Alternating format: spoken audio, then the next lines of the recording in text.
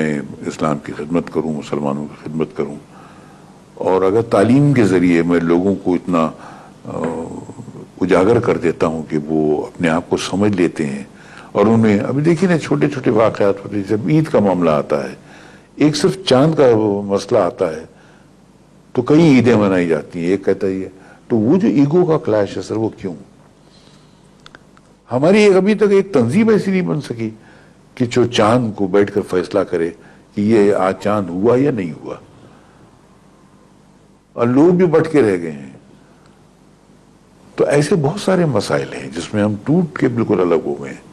تو اگر کسی طریقے سے ہم آہستہ آہستہ کوشش کریں اور ہمارے تمام لوگوں کے سوچ اور ان کے دل ایک جگہ آ جائے تو یہ بہت بڑا کام ہوگا۔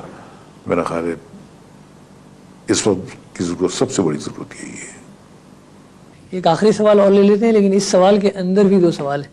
کوئٹہ سے سوال آیا ہے اور وہ کہتے ہیں کہ جی ہمیں بڑا فخر ہے کہ قادر خان صاحب کوئٹہ میں پیدا ہوئے ہیں، اور اگر کوئی کہتا ہے کہ وہ کابل میں پیدا ہوئے ہیں تو یہ غلط ہے، ہم اس کو اون کرتے ہیں کہ وہ کوئٹہ میں پیدا ہوئے ہیں۔ دوسرا سوال ان کا یہ کہ فلموں کو اور اسلامی کام کو، اس کے وقت کو کس طرح بانٹتے ہیں، لے کے ساتھ کیسے چلتے ہیں، کیونکہ آپ ڈائلاگ رائٹر بھی ہیں۔ تیسرا سوال ان کا یہ ہے کہ جس طرح عیسائیوں میں ایک پوپ ہوتا ہے تو کیا مسلمانوں میں ایک دنیا بھر میں ایک عالم نہیں ہو سکتا؟ بالکل ہو سکتا ہے، اس کی پہل کریں گے نا، اس کی پہل کریں گے، کیوں نہیں کریں گے؟ دیکھیے ان کا ایک میتھڈ، جب پوری دنیا میں اللہ ایک ہے، ہمارے نبیوں میں حضور صلی اللہ علیہ وسلم ایک تھے، سارے صحابہ کرام نے دیکھا کہ یہ اللہ کا ایک بندہ ہے۔ انگریزوں نے یہ طریقہ سب اسلام سے ہی شروع کیا ہے سر، وہیں سے سیکھا ہے۔ خلیفہ ہوتے تھے، خلیفہ ہوتا تھا، پوری قوم جو ہے اس کے انڈر میں رہتی تھی۔ تو خلیفاؤں کی یا اماموں کی بہت سخت ضرورت ہے۔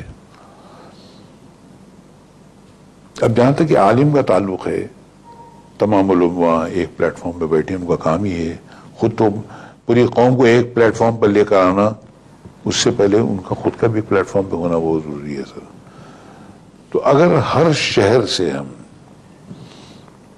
ان کو پولیٹیکل طریقے سے کر کے ایک عالم چنیں سر، وہ آپس میں فیصلہ کریں، ایک عالم، پھر پورے اسٹیٹ سے ایک عالم، تمام اسٹیٹ کے انٹر اسٹیٹ میں پھر ایک عالم، اور اس طرح ملا کر ایک ملک سے ایک عالم۔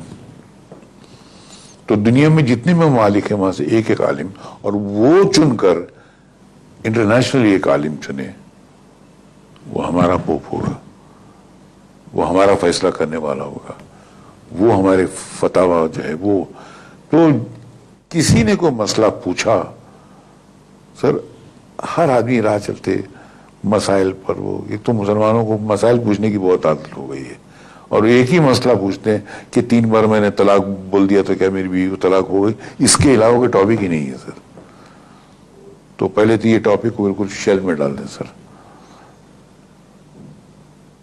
یا تو سب لوگ پڑھ لیں اس کو، اچھی طریقے سے پڑھ لیں، اور سب ملے گا، سارے سولوشن ملتے ہیں۔ اور پھر وہ جو بڑے مسائل ہیں سر، جو کچھ بھی ہے، چاند کے فیصلے سے لے کر زندگی کے ہر فیصلے تک، وہ فیصلے وہ بڑے گھروں میں ہوا کریں سر۔ خان صاحب یہاں پر روکنا پڑے گا کیونکہ بریک کا وقت ہوا ہے، ناظرین بریک لیتے ہیں، اور بریک جس میں مغفرت کی ہمیں دعا کرنی چاہیے۔ جی خان صاحب السلام علیکم۔ مغفرت کی دعا پہلے ان لوگوں کو اسٹڈی کرنا چاہیے جنہوں نے ہم کو یہ سب سکھایا ہے، جن کی زندگی بتا تو خود دعا کا ایک ستون ہے۔ ابراہیم علیہ السلام تک تو پہنچ گئے تھے، ان کے بعد ان کے فرزند ارجمند ذبیح اللہ سیدنا اسماعیل علیہ السلام اگر ہم کو پڑھ لیں تو میرا خیال ہے وہ راستہ مل جاتا ہے کہ ہم کو کیا کیا کرنا چاہیے زندگی میں۔ جب نمرود نے سیدنا ابراہیم علیہ السلام کو آگ میں ڈلوایا اور آپ باہر نکلے تو آپ نے باہر نکلنے کے بعد اللہ سے دعا کی کہ پروردگار مجھے نیک اور صالح لڑکا عطا فرمانا۔ نیک مانے نیک ہوتا، صالح مانے بھی نیک ہی ہوتا ہے۔ اور آپ کی اور بی بی سارا کی اولاد تھی نہیں، تو آپ نے ایک خانہ زاد بچے کو اپنا پال لیا تھا. خانہ زاد میں نے پالا ہوا. تو بی بی سارا اکثر جو ہے وہ پریشان رہتی تھی اور کہتی تھی کیا ہمارے گھر کبھی کوئی اولاد نہیں ہوگی. حضرت ابراہیم علیہ السلام کی عمر اس وقت 80 سال کی ہو چکی تھی، بالکل مایوس. تو فرشتے نے آ کے خوشخبری دی کہ آپ کے گھر لڑکا ہوگا. مگر بی بی سارا سے نہیں، بی بی ہاجرہ سے ہوگا. تو بی بی سارا کو ایک جھٹکا سا لگا اور وہ خوشخبری اس سال بھر میں جو ہے وہ لڑکا ہو گیا. اور یہ بھی خبر دی تھی کہ اس بچے کا نام اسماعیل رکھنا. جیسے میں نے پہلے بتایا تھا کہ اسما عربی کا لفظ ہے، اس کا مطلب ہے سن لی، اور اللہ اللہ نے سن لی. تو اللہ کی نے فریاد سن لی تو یہ بچہ پیدا ہوا، اس لیے اس کا نام اسماعیل رکھا گیا. اب سید ہاجرہ کے بدن سے اولاد کا ہونا جو ہے وہ باعث رشک تھا بی بی سارا کے لیے کہ میں تو بانجھ ہی رہی اور میری جو سوکن ہے اس کے گھر بچہ پیدا ہوا. تو ایک انسانی فطرت کے تحت انہوں نے حضرت ابراہیم سے کہنا شروع کیا کہ مجھ سے اب ہاجرہ کا وہ یہاں گھر میں رہنا جو ہے وہ برداشت نہیں ہوتا ہے، اور تم کسی طرح کو مجھ سے الگ کر دو. پریشان ہو جاتے. تو جبریل علیہ السلام نے آ کر کہا کہ یہ جو ان کی فرمائش ہے یہ ان کی نہیں ہے، اللہ تعالیٰ ان کے دل میں ڈال رہا ہے، اور یہ جو کہتے ہیں ویسا کرو، اس میں سب کا بھلا ہے. اللہ کا حکم پاتے ہی انہوں نے بی بی ہاجرہ کو لیا، نوزائیدہ بچے کو لیا اسماعیل علیہ السلام کو، اور ایک ریگستان والے علاقے میں جہاں کچھ نہیں، لق و دق علاقہ تھا، وہاں لے جا کر ایک جگہ پہ بیٹھا دیا. یہ وہی جگہ ہے جہاں آج بھی خانہ کعبہ ہے. خانہ کعبہ نے ہی تمام بڑے بڑے جتنے بھی ہمارے پیغمبران ہیں اور جتنے بھی ہمارے وہ لوگ ہیں جو جن کو ہم اپنے باپ کہہ سکتے ہیں، انبیاء کرام کے والدین کہہ سکتے ہیں، یا ابو الانبیاء کہہ سکتے ہیں، ان کا اس سے بہت زیادہ تعلق ہے. بی بی ہاجرہ کو اور بچے کو وہاں رکھنے کے بعد ابراہیم علیہ السلام پلٹے اور چلے جانے لگے. آپ نے کہا کہاں چھوڑ کے جا رہے تم؟ تھوڑی سی کھجوریں رکھ دی ساتھ میں، پانی رکھ دیا مشکیزے میں اور چلے. وہ کہے کہاں جا رہے تم؟ ارے سنو صحیح. آپ نے جواب نہیں، جا رہے ہیں. آخر میں تنگ آ کے آپ نے کہا یہ اللہ کا حکم ہے. آپ رکھے پلٹ کے کہا ہاں یہ اللہ کا حکم ہے.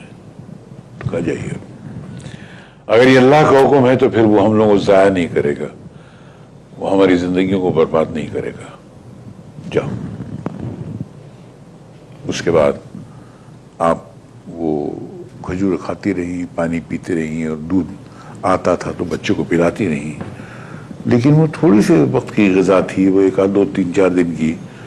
وہ کھجور ختم ہو گئے، پانی ختم ہو گئی. اب جب پانی ختم ہو گیا، کھجوریں ختم ہو گئیں، تو آپ کے جسم میں دودھ بننا بند ہو گیا اور بچہ جو ہے بھوک سے بلکنے لگا. یہاں پر ایک بریک لے لیں اگر آپ اجازت دیں تو. ناظرین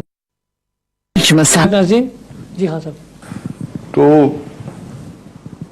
اب وہ پانی بھی ختم ہو گیا اور کھجوریں بھی ختم ہو گئی ہیں، آپ کی دودھ بننا بھی بند ہو گیا، بچہ بلکنے لگا، آپ بھوک سے تڑپنے لگی، آپ پریشان ہو گئی.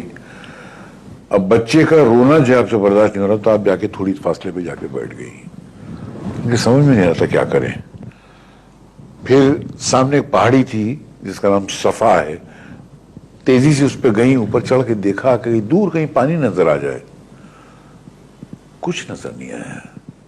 پھر بچے کے پاس آئیں، پھر دیکھا سامنے دوسری پہاڑی ہے، اس کا نام مروہ ہے، اس پہ چڑھ کے گئیں، اوپر دیکھا کچھ نظر نہیں آ رہا ہے. پھر سوچا، پھر بچے کے بعد ایسے صفا مروہ 7 بار آنا جانا ہوا. آخری بار جب مروہ پہ تھیں کچھ آواز سنائی دی. آپ کو لگا کوئی ہے. آپ نے کہا کوئی ہے تو سامنے آؤ. پھر بھی آواز کچھ آ رہی تھی عجیب سی. آپ نے مڑ کے دیکھا تو اونچائی سے نیچے دیکھا, جہاں بچہ پڑا تھا وہاں جبریل علیہ السلام نے اپنا پر مارا زمین میں. جب پر مارا تو وہاں سے بڑ سے پانی نکل آیا. آپ دوڑ کے آئی اور آپ نے ریت اکٹھی اس کو کہا زم زم زم زم زم زم, ٹھہر ٹھہر ٹھہر ٹھہر ٹھہر ٹھہر, اور وہ پانی جو ہے اسی گھیرے میں لے لیا. حضور صلی اللہ علیہ وسلم نے دعا کی ہے کہ اللہ بی بی ہاجرہ کو کروٹ کروٹ جنت میں جگہ نصیب کرے. اگر وہ اس پانی کے چاروں طرف باندھ نہ باندھتی تو یہ دنیا اس پانی میں غرق ہو گئی ہوتی. آپ نے پانی پیا, بچے کو بھی پلایا, تھوڑی جان میں جان آئی, تھوڑی طاقت آئی, اور پھر اس کے بعد وہ بچے کی پرورش کرنے لگی. ایک آدھ دن بعد ایک قافلہ کہیں دور سے جا رہا تھا جس کا نام بنی جرہم تھا. وہ کہیں کسی کاروبار کے سلسلے میں, اب وہ بھی پیاس سے تڑپ رہے تھے. دیکھیے اللہ تعالیٰ کیسے دنیا بساتا ہے. انہوں نے دیکھا کہ کہیں پرندہ آسمان میں اڑ رہا ہے, کہ یہ پانی کی نشانی ہے. اس پرندے کو فالو کرتے کرتے وہ لوگ وہاں تک آئے تو دیکھا کہ بی بی ہاجرہ ایک چھوٹے سے چشمے کے کنارے بیٹھی ہیں. انہوں نے کہا بی بی ہم تھوڑا سا پانی پی لیں. بولے ہاں پی لو. سب کو پانی پلا دیا کہ اگر آپ کی اجازت ہو تو اپنے خاندان والوں کو بلا لے. بولے بلا لو, مگر اس چشمے میں کوئی حصے دار نہیں ہوگا. منظور ہے. وہ لوگ آئے, بنی جرہم کے سارے قبیلے والے آ کے انہوں نے اپنا گھر وہاں بسا لیا, اور اس طریقے سے وہاں پر ایک بستی بس گئی.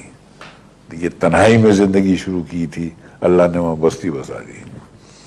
اور انہی لوگوں میں رہتے رہتے حضرت اسماعیل نے ان کی زبان سیکھی, ان میں بڑے ہوئے, اور بڑے ہونے کے بعد, جوان ہونے کے بعد انہی کے خاندان میں شادی کی, انہوں سے اولادیں پیدا ہوئیں. تب تک بھی ہاجرہ کا انتقال ہو گیا. حضرت اسماعیل کی اس خاندان سے وہاں سے 12 بچے ہوئے, جن میں 2 بیٹوں کا بہت بڑا نام ہے نابت اور قیدار, جن سے کافی بڑے بڑے خاندان پیدا ہوئے. اور انہی میں سے ایک خاندان جو ہے اس میں حضور صلی اللہ علیہ وسلم آتے ہیں. سر یہاں پر ایک بریک لیتے ہیں اور بریک کے بعد آپ سے دوبارہ ملتے ہیں. This program is sponsored by A to Z Home Furnishing Limited. Welcome back ناظرین.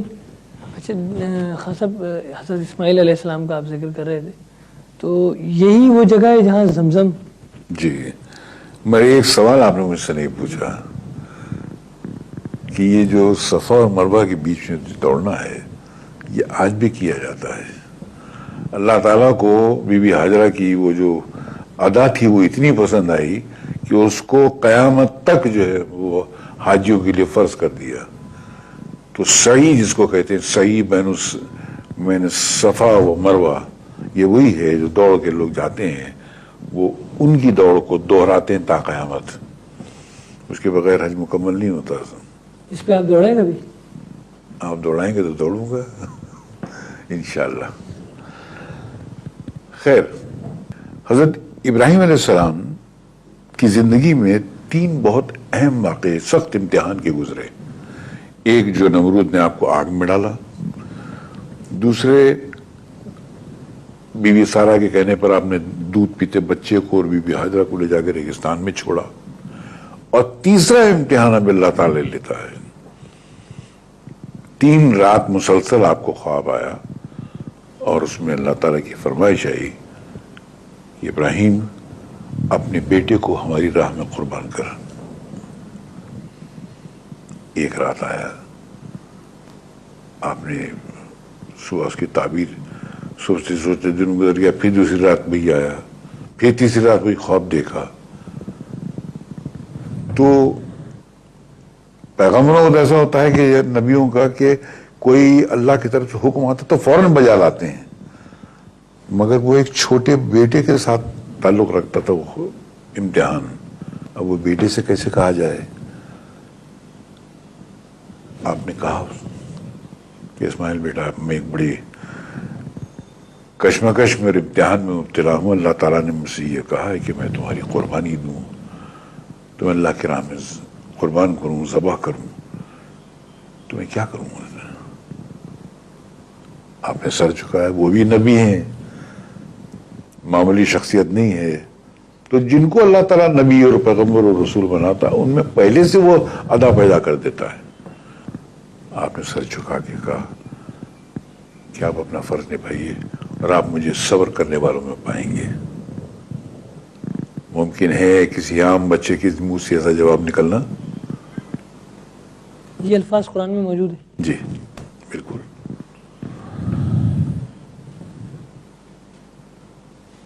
الغرض اپنے بیٹے کو لے کر آپ چلے کہ اسے لے جا کے کہیں اللہ کی راہ میں ذبح کریں، کہ اسے لے جا کے کہیں اللہ کی راہ میں ذبح کریں۔ اب شیطان بے چین ہو گیا کہ میں نے تو ابراہیم کو بھی بہکانے کی کوشش کی، اس کے باپ کو بھی بہکانے کی کوشش کی، تو میرا تو کھیل ہی نہیں جم رہا ہے۔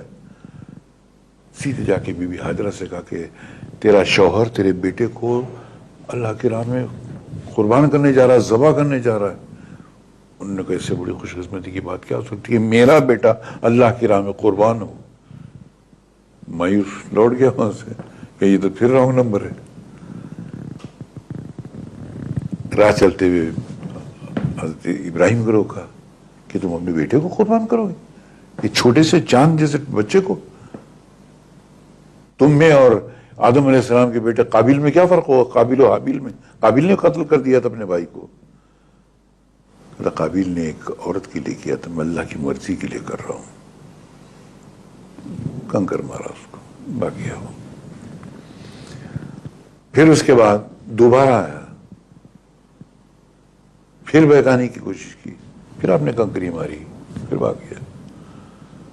اس کے بعد آخر میں ڈرانے لگا، آپ نے کنکری لگی جو مری وہیں، اس کے بعد پھر نہیں آیا۔ تو یہ بھی ایک فریضہ ہے جو راستے میں 3 بار پتھر مارتے ہیں ہم، یہ وہی شیطان نے 3 بار آگے بہکانے کی کوشش کی اللہ کے راستے۔ اگر آپ اجازت دیں تو پروگرام کا خاتمہ کر لیں کیونکہ وقت کم ہے، اور کل ہم اسی قصے کو دوبارہ شروع کرتے ہیں۔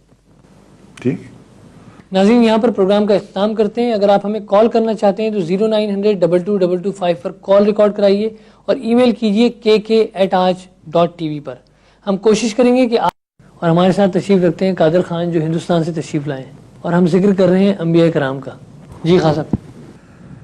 خیر اس جگہ پہ پہنچے جہاں پر کہ قربانی آپ کو دینی ہے۔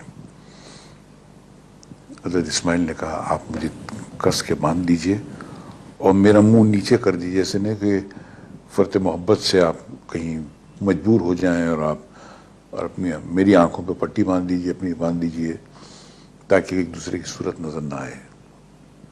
آپ نے بوسہ دیا، اس کو پیٹھ کے بل لٹایا، اللہ اکبر کر کے ذبح کرنا شروع کیا۔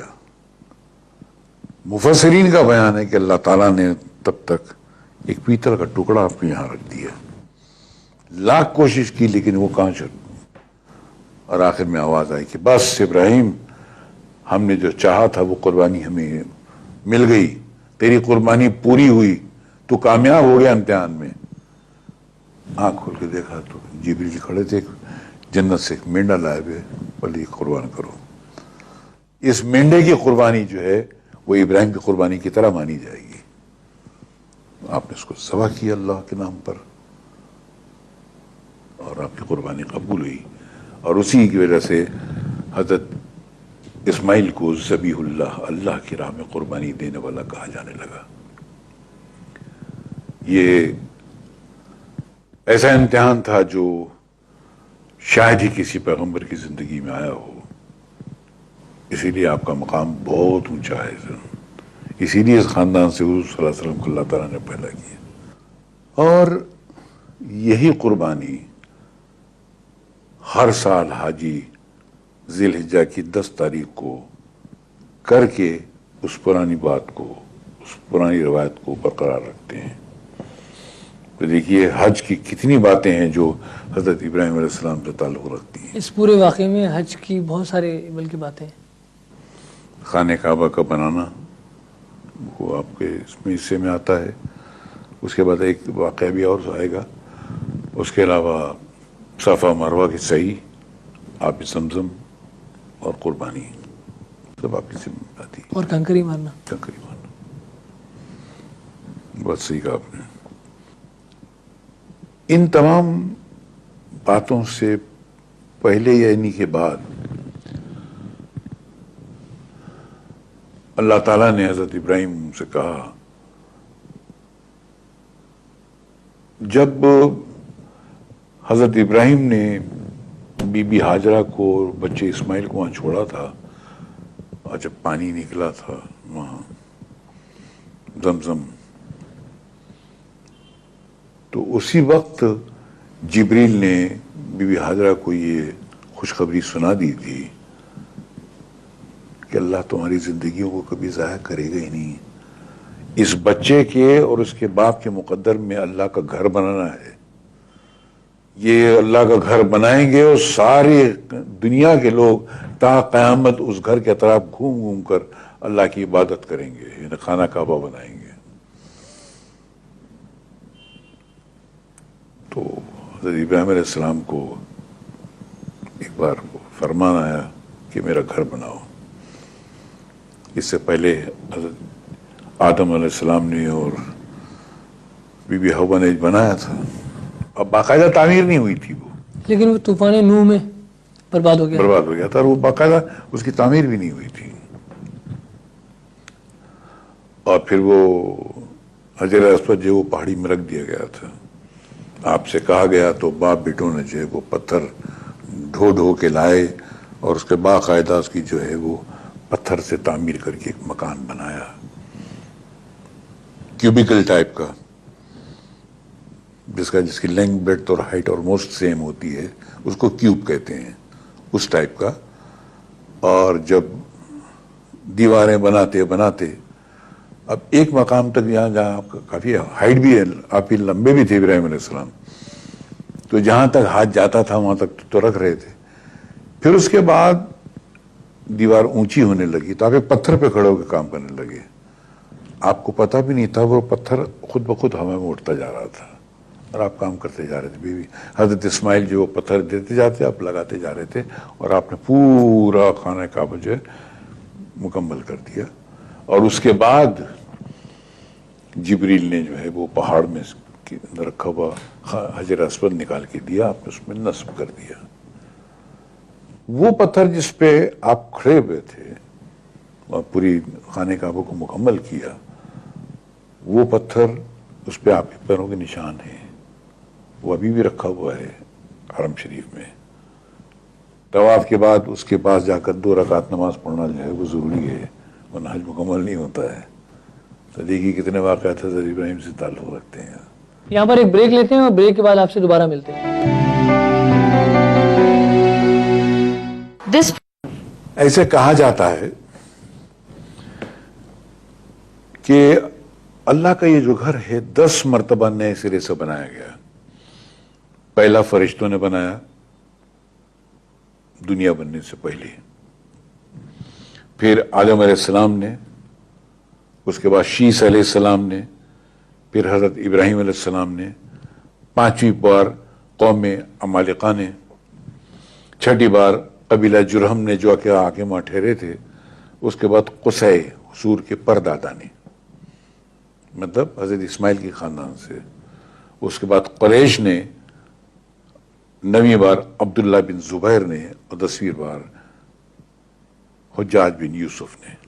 تو 10 بار خانہ کعبہ کی جو ہے وہ تعبیر اثر نو ہو چکی ہے. آخری حجاج بن یوسف کی حجاج بن یوسف کی، اس میں بعد میں ابھی جو ہوتا رہا ہے وہ ایڈیشن ہے، رینوویشن ہوئی اس میں. لیکن اثر نو یہ دیواروں کو گرا کے پھر سے بنانا، وہ بھی پتہ نہیں کیسے ایجاد لے کے بنایا ہوا لوگوں نے. اور اس کے لیکن سیدنا ابراہیم علیہ السلام کو بانی اول کہا جاتا ہے. اس سے پہلے فرشتوں نے بنایا ہو یا آدم علیہ السلام نے کہا، لیکن بانی اول حضرت ابراہیم علیہ السلام کو کہا جاتا ہے. اور جب حضرت ابراہیم اور اسماعیل خانہ کعبہ کی تعمیر کرتے جاتے تھے تو دونوں باپ بیٹے اللہ کے گھر کے ارد گرد گھوم گھوم کے کہا جا کرتے تھے کہ ربنا تقبل منا انک انت السمیع العلیم، ربنا اے ہمارے رب تو ہماری دعا قبول فرما، بلا شبہ تو سننے والا اور جاننے والا ہے۔ ربنا تقبل منا، ربنا اے ہمارے رب تقبل قبول کر، منا ہماری طرف سے، انکا بے شک تو، انتا تو، بے شک تو سمیع العلیم سننے والا ہے اور جاننے والا ہے۔ یہ ہر آدمی کو یہ دعا پڑھتے رہنا چاہیے کہ اللہ تعالیٰ کو اپنی فریاد سنانی ہو، دل کی بات کہنی ہو تو یہ ہمیشہ کہتا ہے کہ اللہ میری طرف سے جو کچھ بھی ہے تو قبول کر، میری دعا قبول کر، بے شک تو جاننے والا تو سننے والا ہے۔ یہ بہت کارگر دعا ہے۔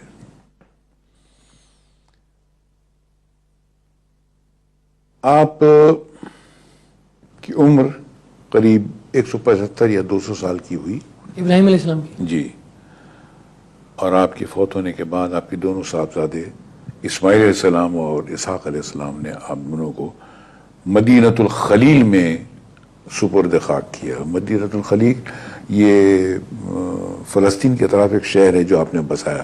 مدینہ مانے شہر ہوتا ہے، تو خلیل آپ کا لقب تھا، تو مدینۃ الخلیل خلیل کا شہر، عربی میں مدینہ مانے شہر ہوتا ہے۔ وہ جو ہے وہ مدینہ منورہ ہے، اس کا الگ نام دیا گیا ہے، لیکن مدینہ شہر کو کہتے ہیں۔ تو مدینۃ الخلیل خلیل کا بسایا ہوا شہر، یعنی ابراہیم علیہ السلام کا بسایا ہوا شہر یہ فلسطین میں ہے، اور وہاں آپ کو سپرد خاک کیا گیا، اور اس طرح حضرت ابراہیم علیہ السلام کا بیان ختم ہوا۔ یہاں پر ایک بریک لیتے ہیں اور بریک کے بعد آپ سے دوبارہ ملتے ہیں۔ This ویلکم بیک ناظرین۔ جی خان صاحب، انبیاء کرام کا ذکر جاری ہے ابھی، اسحاق علیہ السلام، اسحاق علیہ السلام کا۔ آپ کی ولادت باسعادت، یعنی آپ پیدا کب ہوئے؟ حضرت ابراہیم علیہ السلام کی عمر جب 100 سال کی ہو گئی، بی بی سارہ کی عمر 90 سال کی ہو گئی، تو ایک دن فرشتوں نے آ کر خوشخبری دی کہ مبارک ہو، آپ کے گھر لڑکا پیدا ہوگا۔ بی بی سارہ نے سنا تو اپنا ماتھا پیٹ لیا کہ میں بڑھیا، ضعیف، بانجھ، میری عمر 90 سال، میرا شوہر بوڑھا 100 سال کا، اب ہمارے گھر میں اولاد ہوگی؟ تو دراصل اللہ تعالیٰ کو کسی کو پیدا کرنے کے لیے ماں باپ یا جسم کی قطعی ضرورت نہیں ہوتی ہے۔ اگر آدم علیہ السلام کو دیکھیں تو کون تھے ماں باپ؟ کوئی بھی نہیں تھے۔ بی بی حوا کے کون تھا؟ پسلی سے نکلی۔ تو اللہ تعالیٰ تو انسان کو کہیں سے بھی پیدا کر لیتا ہے، یہ تو بہانہ ہے۔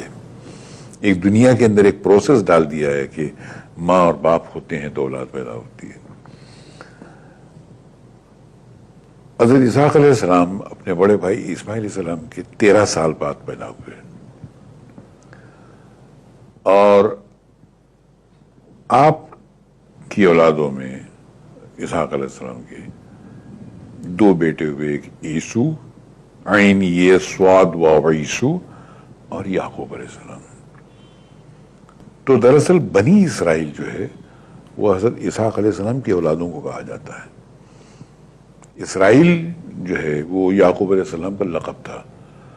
نو اسرا اس بندہ، ایل من اللہ۔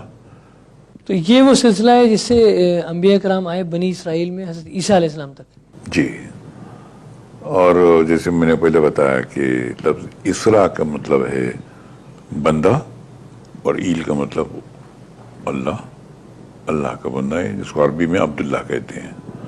تو بنی اسرائیل انہیں وہ اللہ کے بندے کی جو پوری قوم آتی ہے، پوری برادری آتی، پوری ذات آتی ہے، تو اسرائیل جو تھا وہ حضرت یعقوب علیہ السلام کا لقب تھا، اور وہ اسحاق علیہ السلام کی اولادوں میں سے ہیں۔ ابراہیم علیہ السلام کی وجہ سے 3 بیویاں ہیں، پہلی بی بی سارہ، دوسری بی بی ہاجرہ، اور ایک تیسری تھی بی بی قطورہ۔ یہ کم لوگوں کو معلوم ہے اس بارے میں۔ تو بی بی سارہ سے اسحاق علیہ السلام، یعقوب علیہ السلام، یوسف علیہ السلام ہوتے ہوتے ہوتے ہوتے آخر تک عیسیٰ علیہ السلام تک، ان میں لاکھوں پیغمبر آئے. بی بی ہاجرہ سے حضرت اسماعیل علیہ السلام آئے، اور اس کے بعد یہ جتنے بھی آئے وہ ان میں کوئی نبی نہیں ہوا. یہ خاندان بسے، بڑے بڑے خاندان بسے، لیکن آخر میں حضور صلی اللہ علیہ وسلم آئے. تو ادھر بنی اسرائیل ہے، یہاں بنی اسماعیل ہے. اور بی بی قتورہ کے جو خاندان ہیں وہاں پر بڑے بڑے خاندان ہوئے، لیکن ان میں بھی کوئی نبی نہیں ہوا. تو اسماعیل علیہ السلام نے زیادہ تر انبیاء کرام اگر آپ دیکھیں ٹوٹل، تو وہ ابراہیم علیہ السلام کے اولادوں میں سے نکلا ہے. ایک اولاد نے سارے نبی لے لیے، ایک نے نبیوں کے سردار لے لیے جو سب پہ بھاری. تو سب پہ بھاری ہیں. اور بیوی قتورہ کے جو ہے وہ اولادوں میں بڑے بڑے خاندان آئے تھے. فرشتے جب خبر دینے آئے تھے تو انسانی شکل میں آئے حضرت ابراہیم علیہ السلام کو. تو آپ نے ان کی دعوت کی، ان کو کھانا کھلایا، لیکن وہ کھانا نہیں کھا رہے تھے. تو اس زمانے میں کوئی اگر مہمان آپ کے گھر میں آئے اور وہ کھانا نہ کھائے تو یہ شک ہوتا ہے کہ یہ کسی قتل کے ارادے سے تو نہیں آئے ہیں. تو فرشتے سمجھ گئے کہ حضرت ابراہیم کے دل میں کیا خیال آ رہا ہے. تو کہا کہ نہیں، آپ فکر مت کیجئے، ہم اللہ کے نیک بندے. وہ چاروں مقرب فرشتے آئے تھے. ہم اصل میں جا رہے ہیں سدوم شہر میں لوط علیہ السلام کے یہاں پر، لیکن آپ کو خوشخبری دینے آئے تھے کہ آپ کے گھر ایک لڑکا پیدا ہوگا، اس کا نام اسحاق رکھنا. تو بولے وہاں کیوں جا رہے ہیں آپ لوگ؟ اس شہر کو تباہ کرنے کے لیے. تباہ کرنے کی؟ ہاں. وہ قوم گناہ کے حدوں کو اس قدر پار کر گئی ہے کہ اس سے پہلے کبھی کسی قوم نے اتنے گناہ کیے نہیں. لوط علیہ السلام کی قوم امیر تھی، عیش و عشرت میں تھی. ان کا ملک جو تھا وہ پورے دولت اور پھلوں میں اور زمینداری میں سب میں بہت آگے تھا. لیکن وہ جو عیش و عشرت ان کو ملا وہ انہیں گمراہ کر گیا. انہوں نے جنسی جو گناہ ہے وہ اتنے بڑھا دیے کہ عورت مرد کے سیکس نہیں بلکہ مرد سے مرد کے وہ نوجوان لڑکوں کو وہ اپنے جنس کے استعمال میں لاتے تھے. اور یہ گناہ کھلے عام کرتے تھے. وہ اتنا گندا گناہ کہ اس سے پہلے کبھی دنیا میں یہ کام ہوا ہی نہیں، اور جانوروں نے بھی نہیں سوچا اس بارے میں.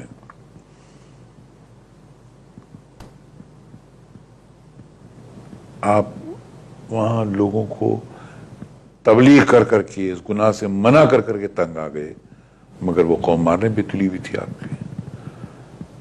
آپ 4 فرشتے وہاں پہنچے.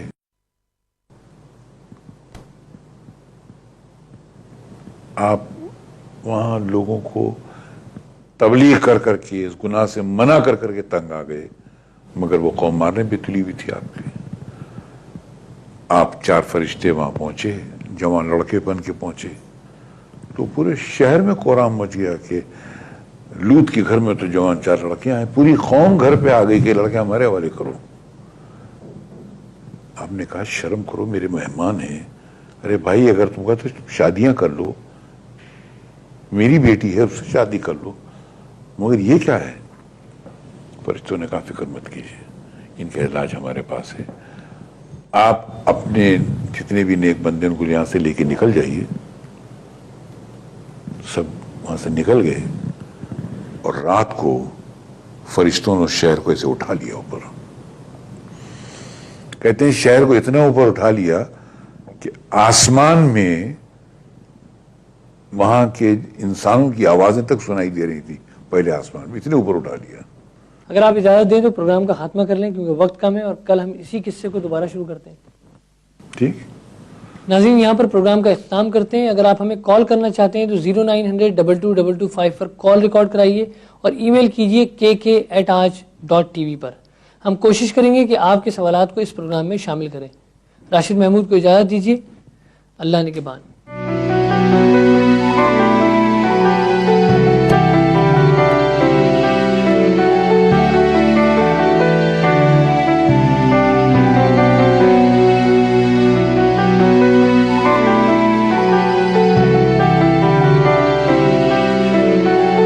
تک نہیں ذرا.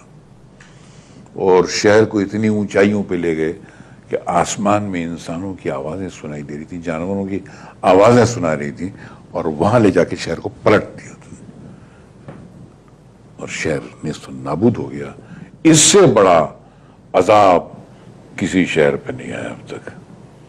اس لیے دعا کیجئے کہ اللہ تعالیٰ ہم کو ایسے گناہوں سے بچائے اور ایسے عذاب سے بچائے.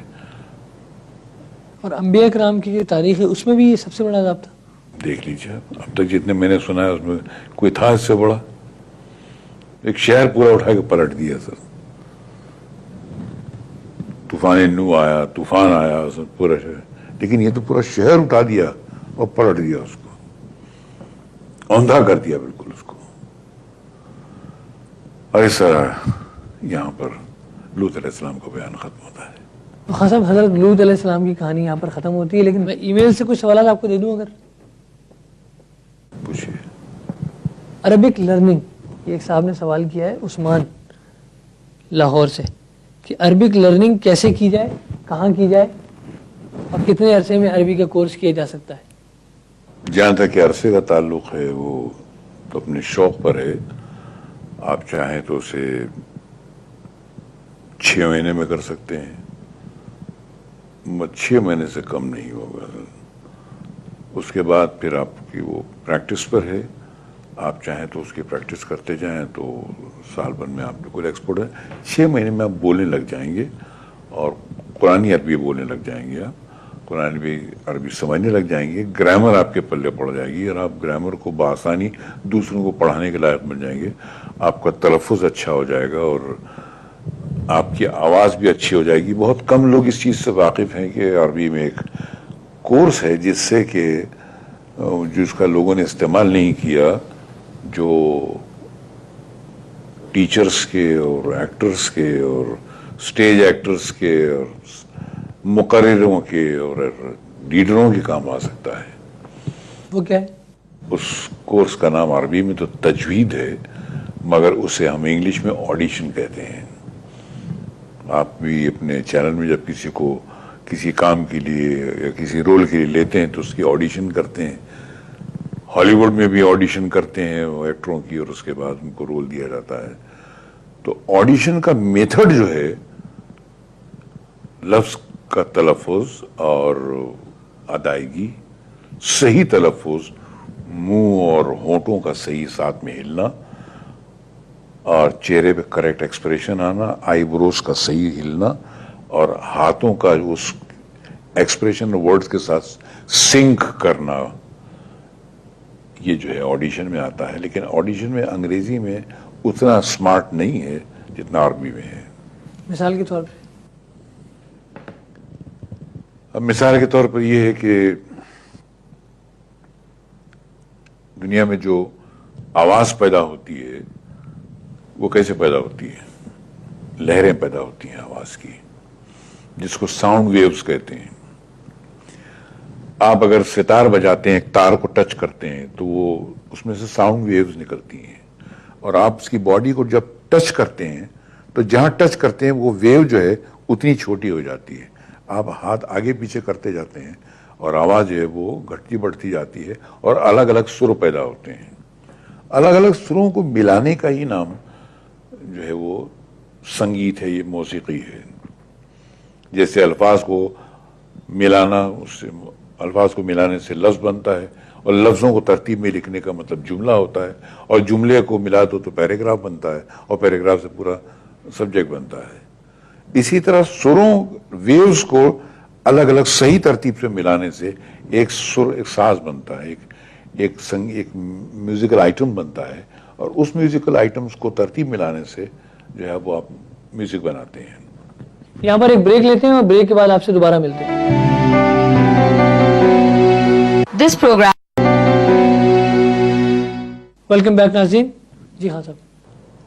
اسی طرح جیسے آپ نے ستار دیکھا, بانسری بھی دیکھ لیجئے, اس میں سوراخ ہوتے ہیں, تو جب آپ پھونکتے ہیں تو اس میں سے ہر سوراخ میں سے میوزک نکلتی ہے. آپ انگلی ٹچ کرتے ہیں تو ادھر آپ نے ٹچ کیا تو وہ جو ساؤنڈ کی جو لہر نکلی تھی وہ اتنی چھوٹی ہو گئی, یہاں آپ نے ٹچ کیا تو یہاں تک چھوٹی ہو گئی. تو جیسے جیسے لہر چھوٹی ہوتی جائے گی آواز بدلتی جائے گی. اسی طرح انسان کا چہرہ بھی جو ہے وہ ایک میوزیکل انسٹرومنٹ کی طرح ہے. آپ گلے میں سے جب ساؤنڈ پھینکتے ہیں تو آپ کے چہرے میں وائبریشن پیدا ہوتی ہے, لہریں پیدا ہوتی ہیں, اور ان لہروں کو ٹچ کرنے کا کام زبان جو ہے انگلی کی جگہ زبان کرتی ہے. آپ زبان کو منہ میں الگ الگ علاقوں میں ٹچ کرتے ہیں, الگ الگ ساؤنڈ پیدا ہوتی جاتی ہے. مثال کے طور پر آپ جب لفظ آ کہتے ہیں, کوئی بھی ساؤنڈ آ, تو آپ یوں منہ کھلا رکھتے ہیں, یہاں سے ساؤنڈ نکلتی ہے اور یہاں سے نکل جاتی ہے. اس میں آپ نے کچھ نہیں کیا, صرف ساؤنڈ باکس سے ساؤنڈ نکلی اور باہر نکل گئی. لیکن جب آپ کو ب کہنا ہے تو وہ جو ساؤنڈ نکلے اس کے بعد اس کو اوپر کا ہونٹ نیچے کا ہونٹ مل کے کاٹ دے. دیکھیے جب تک آپ بے کو بے, یہ ہونٹ کو ہونٹ نہیں ملائیں گے ب کبھی نہیں نکلے گا. یا اب بول کے دیکھ لیجئے, بب دیکھ لیجئے. تو جب بھی ب کا ساؤنڈ نکالنا ہو ہونٹ ہونٹ سے ملنا کمپلسری ہے. یہ عربی میں سکھایا جاتا ہے. اس کے بعد آپ کو ت بولنا ہے. اب دیکھیے جب آپ ت بولیں اور اگر اپنے منہ کے اندر کیمرہ فٹ کر کے آپ دیکھیں تو زبان جا کر دانتوں پہ, اوپر کے دانتوں پہ وہاں ٹچ کرتی ہے, سامنے کے دو دانت جہاں پر مسوڑا ہے آپ کا پچھلے بیک سائڈ پہ. تو ساؤنڈ یہاں سے نکلی اور وہ زبان نے ٹچ کیا اس کو تو ت کا ساؤنڈ نکلا. تو ہر حرف جو ہے اس کے الگ الگ علاقے پر جا کر زبان کے چھونے سے وہ ساؤنڈ نکلتی ہے. ر, زبان ایسی کھڑی ہو اور تالو کو ٹچ کرے یہاں پر اور وائبریٹ کرتی ہوئی تو ر ساؤنڈ نکلتی ہے. اگر آپ کسی کا یہ زبان, کسی کی زبان اگر چھوٹی ہو, تالو کو ٹچ نہیں کرے گی تو وہ ل بولے گا. بچے اسی لیے کہتے ہیں میلا ہے, میرا بولنا مشکل ہوتا ہے ان کے لیے. اسی لیے ر, ل اور ن یہ حروف جب استعمال ہوں تو تیز نہیں بولنا چاہیے, ورنہ زبان سلپ ہوتی ہے. اسے کہتے ہیں اس آدمی کے منہ میں سلر ہے. سلر مطلب زبان پھسلتی ہے. اس لیے پھسلتی ہے کہ آپ زبان کو وقت نہیں دیتے ہیں ایک ایک حرف کو صحیح وقت پر ادا کرنے پہ. یہ ایکٹرز کے لیے بہت ضروری ہے, اوریٹرز کے لیے بہت ضروری ہے, معلموں کے لیے بہت ضروری ہے, ٹیچرز کے لیے بہت ضروری ہے یہ سب جاننا. قاف بولنا ہے آپ کو. قاف میں حلق میں ایک چھوٹی سی زبان ہوتی ہے, جیسے اردو میں کوا کہا جاتا ہے اور انگلش میں اسے اولا کہتے ہیں, UVULA, اوبلا. تو زبان کا پچھلا حصہ بیک سائڈ جا کے جب وہ کوے کو ٹچ کرتا ہے تو جیسے ہی ٹچ کرتا ہے وہاں سے ق کی آواز نکلتی ہے. وہاں سے اگر زبان کو, چھوٹی زبان کو زبان کے پچھلے حصے نے ٹچ نہیں کیا تو وہ ق رہ جائے گا. آپ قہر بولیں گے, قہر نہیں بول سکتے. قہر بولنے کے لیے زبان کو یہاں جا کے ٹچ کرنا ضروری ہے. یہ بہت امپورٹنٹ سبجیکٹ ہے سر. یہ تو یعنی عربک میں اتنی ڈیپتھ میں جا کے پڑھنا چاہیے اس کو. تو وہ ڈیپتھ نہیں ہے, وہ تو کمپلسری آئٹم ہے. جو بھی لوگ تھیٹر سے تعلق رکھتے ہیں ان کو تھیٹر کرنا ہے تو ان کو آڈیشن سیکھنا چاہیے نا. تو آپ قرآن مجید میں یا عربی میں آپ کو بہت زیادہ جو ہے وہ الفاظ کو صاف صاف بولنا ہے آپ کو. تو صاف بولنے کے لیے آپ کو اپنی زبان کو پھیرانا منہ میں آنا چاہیے اور ہونٹوں کو چلانا آنا چاہیے. یہ جو ہے یہ سائنٹیفک سبجیکٹ ہے سر, اس کو تجوید کہتے ہیں. یہاں پر ایک بریک لیتے ہیں اور بریک کے بعد آپ سے دوبارہ ملتے ہیں. ویلکم بیک ناظرین. ایک اور سوال لے لیتے ہیں. یہ ایک سوال ہے انیس صاحب کا کراچی سے کہ پروفٹ ہسٹری جو ہم نے بیان کی اس میں اور پہلے جو ہمارے لیکچرز تھے کیا ان کی سیڈیز ہمیں مل سکتی ہیں؟ تو یہ سوال تو براہ راست آج ٹیلی ویژن سے, اور ہم کوشش کریں گے کہ رمضان کے بعد اس کی پوری تمام 30 پروگرامز کی سیڈیز ریلیز کر دیے جائیں. اس کے علاوہ بھی اسلامی خاندان کو میں جیسے کتاب میں ہے، ہم نے تو کنسائز کر کے شارٹ کر کے لوگوں کو بتایا تاکہ اویئرنیس آ جائے، تھوڑا سا ایڈوانس اس میں کتاب میں ہے، اور اس سے زیادہ ایڈوانس جو ہے وہ اپنے الگ کورس میں ہے. تو ہم اسلامی خاندان کی سی ڈی بنائیں گے مکمل اور وہ بھی دیں گے. پہلے تو لوگ یہ لیکچرز خرید لیں، اس کے بعد پھر کتاب اور کتاب کی سی ڈی وہ بھی بنا دیں گے انشاءاللہ. یہ بھی مشکل ہے کہ ہم پورے 30 دنوں میں اس کو کمپلیٹ کر سکیں. نہیں، کیسے ہو سکتا ہے؟ پھر تیز بھاگنا پڑے گا اور اس میں بہت کچھ رہ جائے گا، پھر وہ جتنے بھی ہمارے بزرگان دین ہیں وہ ہم سے ناراض ہو جائیں گے. پھر ایک اور صاحب علی، انہوں نے کراچی سے سوال کیا کہ یہ انبیاء کرام کا جو بیان دیا ہے آپ نے، اسلامی خاندان کا جو انٹروڈکشن دیا ہے، کیا ایسے ہی کوئی قرآن کا بیان بھی دے سکتے ہیں کبھی اگر پاکستان اس کے بعد آپ کا آنا ہو؟ ہاں بالکل، ایک اس میں ہی ایک سبجیکٹ ہے جس کو قرآن اویئرنیس کہتے ہیں، جس میں قرآن کی پوری معلومات ہے کہ قرآن کیا ہے، اور قرآن شریف کے پڑھنے میں، قرآن مجید کے پڑھنے میں کن کن چیزوں کا لحاظ رکھنا، کتنے اس میں حروف ہیں، کتنے اس میں فعل ہیں، کتنے اس میں اسم ہے، ناؤن ہے، یہ تمام پوری معلومات ہے.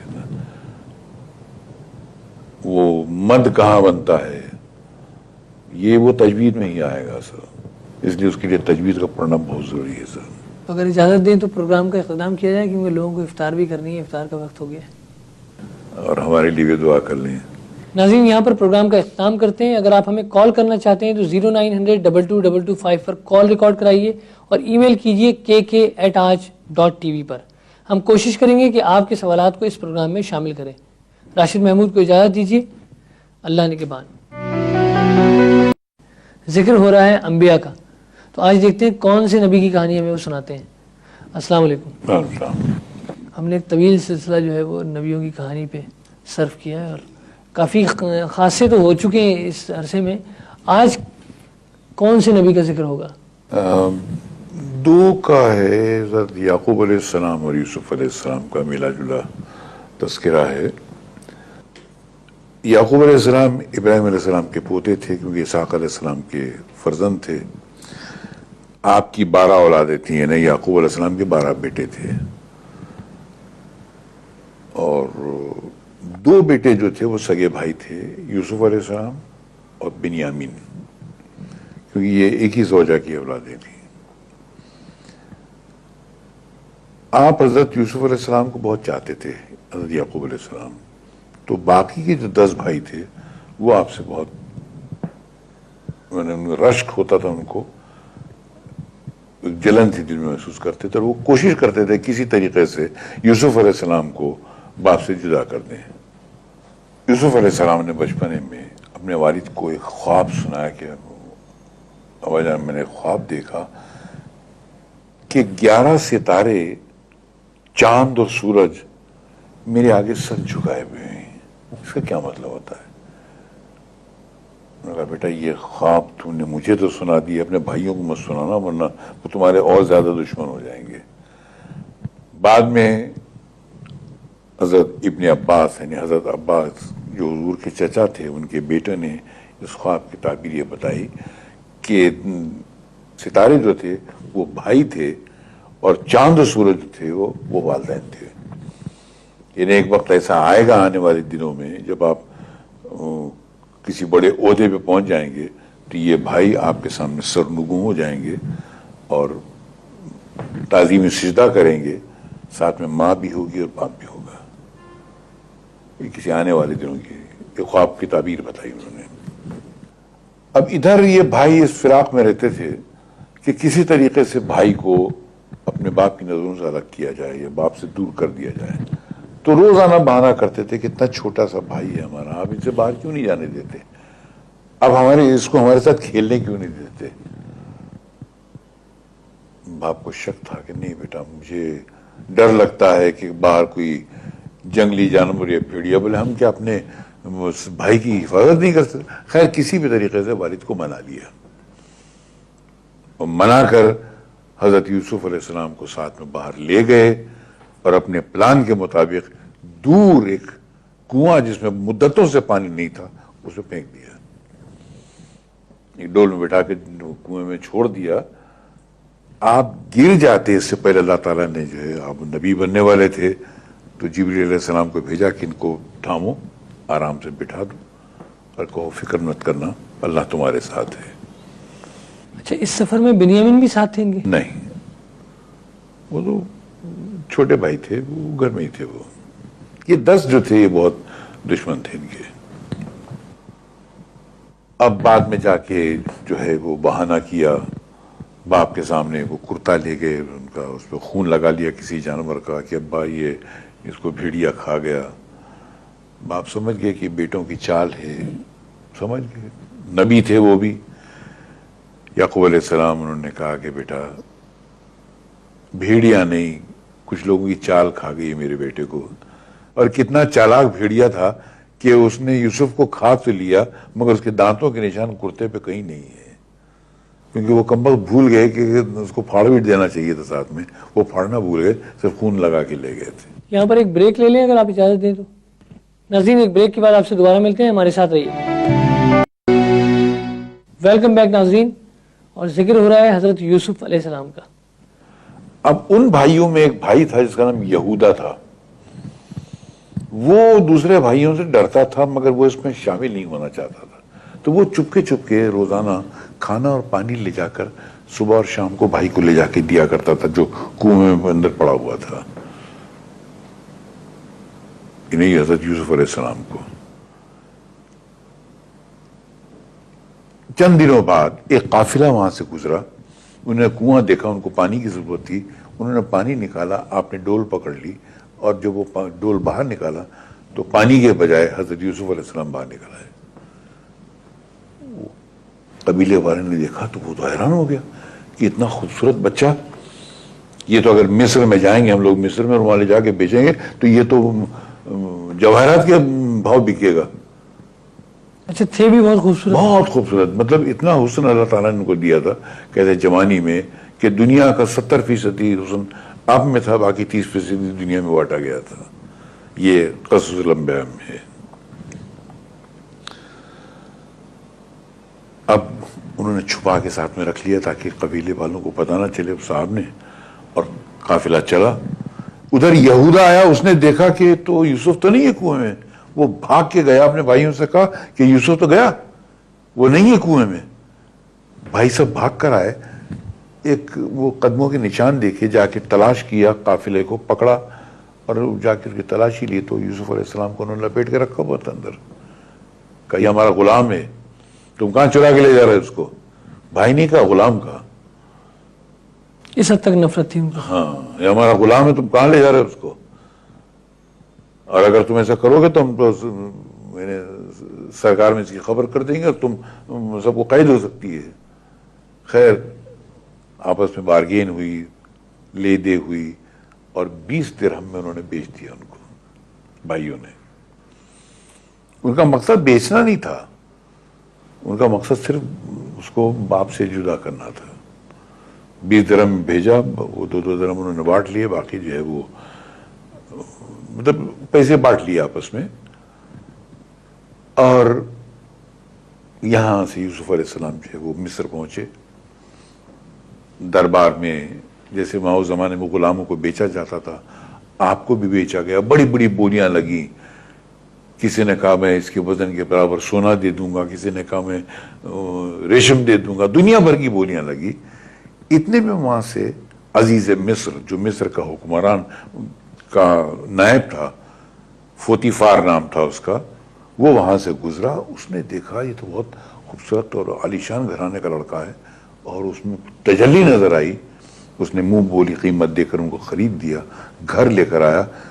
اس عزیز مصر کی بیوی تھی، اس کا نام زلیخا تھا۔ زلیخا سے کہا کہ یہ بہت بخت والا لڑکا ہے، اس کو رکھنا، یہ ہماری تقدیر بدل دے گا بچہ، ہو سکتا ہے یہ ہماری اولاد، کیونکہ اولاد نہیں تھی، ہو سکتا ہے یہ کل ہماری اولاد بن جائے۔ کیا عمر تھی اس وقت حضرت یوسف کی؟ 7 سال، مطلب ابھی 9-10 سال کے ہوئے ہوں گے، کیونکہ فاصلوں میں بھی کافی وقت لگتا تھا۔ انہوں نے 7 سال میں گھر سے نکال دیا تھا، اتنے میں 3 سال گزر گئے سر۔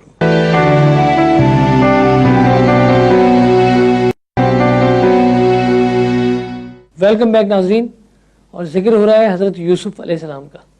حضرت یوسف کا کرتا پھٹ گیا, یہاں تک آپ جی. بات کیجیے. اور عزیز مصر نے کہا کہ اس بات کو یہ اپنے تک ہی رکھنا, معافی بھی مانگی انہوں نے, مگر یہ بات جو ہے وہ جتنے بھی دوسرے ایوان مصر تھے ان کی بیویوں سے چھپی نہیں رہ سکی.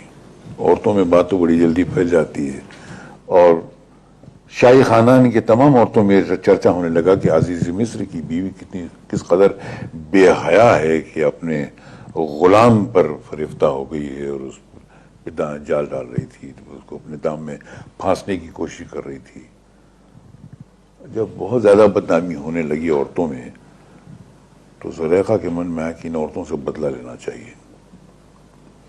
ایک دن اس نے سب عورتوں کو دعوت دی, گھر میں بلایا, دم بدسترخوان لگایا, اس پہ پھل رکھے دنیا بھر کے, اور ساتھ میں چھریاں رکھی, اور کہا کہ آپ شروع کیجئے کھانا. انہوں نے جب کاٹنا شروع کیا تو آپ نے یوسف علیہ السلام کو دعوت دی کہ یوسف آؤ تم بھی دسترخوان پہ آ جاؤ. جیسے ہی آپ ہال میں یا اس کمرے میں داخل ہوئے, عورتوں نے جب آپ کو دیکھا اور آپ کے حسن کو دیکھا تو دیکھتی رہ گئی. اتنا خوبصورت مرد انہوں نے کبھی زندگی میں تصور بھی نہیں کیا تھا, دیکھنا تو دور کی بات ہے, اور آپ کو دیکھتی رہی, پھل کاٹتی رہی, ساتھ میں انگلیاں کاٹ لی اپنی, مگر انہیں پتہ تک نہیں چلا. واللہ یہ تو انسان نہیں, یہ تو کوئی فرشتہ لگتا ہے. اتنے خوبصورت تھے وہ, اتنے خوبصورت تھے. مطلب آج کا کوئی ایکٹر کیا خوبصورت ہوگا, ہمارا ہیرو کو کیا خوبصورت ہوگا, خوبصورتی اللہ تعالیٰ نے ساری بھر دی تھی ان کے اندر. تب زلیخا نے کہا بتاؤ, اس خوبصورتی کو دیکھو, اس حسن کو دیکھو, اپنے آپ کو دیکھو, تمہارے ہوش تک نہیں ہے, تم ہیں قابو میں کہ تم نے اپنے پھلوں کی جگہ اپنی انگلیاں کاٹ لی ہیں. تو اگر میں اس پہ عاشق ہوئی تو میں نے کیا برا کیا, اور اگر اب بھی اس نے میرا کہا نہیں مانا تو میں اسے جیل بھیجوا کے رہوں گی. عورتوں نے اس سے کہا کہ نوجوان کیوں اپنی جوانی کو داغ لگاتا ہے, اپنی مالکن کا کہنا مانتا کیوں نہیں, کیوں جیل جانا چاہتا ہے. تیرے جیسے خوبصورت مرد کی جگہ جیل خانہ نہیں ہے, تو زینت کی چیز ہے. آپ نے توبہ استغفار کیا اور وہاں سے گئے, اور کسی طریقے سے بھی عزیز مصر کو یہ قائل کر دیا کہ میرا جیل میں جانا بہتر ہے بنسبت آپ کے گھر میں رہنے کے, اور آپ کو جیل بھیج دیا گیا. آپ نے خود پلان کیا کہ مجھے جیل بھیج دیا جائے. اچھا یہ سب کتنی عمر میں ہوا؟ 24-25 سال. 7 سال میں گھر سے نکلے, اور جوان 24-25 سال کی عمر ہوئی ہے. آپ جیل گئے, آپ کی بزرگی, آپ کی عزت, آپ کا دبدبا, آپ کی شرافت, آپ کا تقوی, اس کو دیکھ کر جیل والے دیوانے ہو گئے کہ ایک جوان اتنا خوبصورت اور اس قدر متقی پرہیزگار, اور اللہ تعالیٰ نے کتنا علم دیا ہے اس کو. تو جو داروغہ زندان تھا, وہ جیل خانے کا داروغہ, وہ آپ کا گرویدہ ہو گیا. وہاں پر 2 نوجوان اور قید ہو کر آئے تھے, ایک شاہی ساقی تھا اور ایک باورچی تھا, اور دونوں پر یہ الزام تھا کہ انہوں نے بادشاہ کے کھانے میں زہر ملایا تھا. ایک نے شراب میں زہر ملایا تھا, ایک کھانے میں ملایا تھا, اور دونوں کو سزا ہو گئی تھی. اب وہ دونوں بھی آپ کے قدموں میں آ کے ہمیشہ بیٹھے رہتے, اور آپ سے کہتے کہ اللہ پہ بھروسہ رکھو. ایک دن دونوں نے خواب دیکھا اور آ کے آپ کے پاس اس کی تعبیر پوچھی. ایک نے کہا کہ میں نے یہ خواب دیکھا کہ میں جو ہے وہ بادشاہ کو جام پلا رہا ہوں, اور دوسرے نے کہا کہ میرے سر پہ روٹیاں رکھی ہیں اور اس کو چیل کر نوچ نوچ کے کھا رہے ہیں. آپ نے کہا کہ جس نے یہ خواب دیکھا کہ وہ بادشاہ کو جام پلا رہا ہے وہ اپنی نوکری پہ دوبارہ برقرار ہو جائے گا, لیکن جس نے یہ خواب دیکھا ہے کہ اس کے روٹیوں کو گدھ یا پرندے نوچ کے کھا رہے ہیں اس کو پھانسی ہو جائے گی, اور اس کے پھانسی ہونے کے بعد اس کی بوٹیوں کو پرندے نوچ کے کھا جائیں گے. اور چند دنوں بعد وہی ہوا. وہ بے گناہ ثابت ہوا. ساقی وہ اپنا جو ہے وہ جام بانٹ رہا تھا اور جو باورچی تھا اسے پھانسی ہو گئی. لیکن جب ساقی کو واپس محل میں بلا لیا گیا تو جاتے ہوئے حضرت یوسف نے کہا کہ بادشاہ سے کہنا کہ ایک بے گناہ جو ہے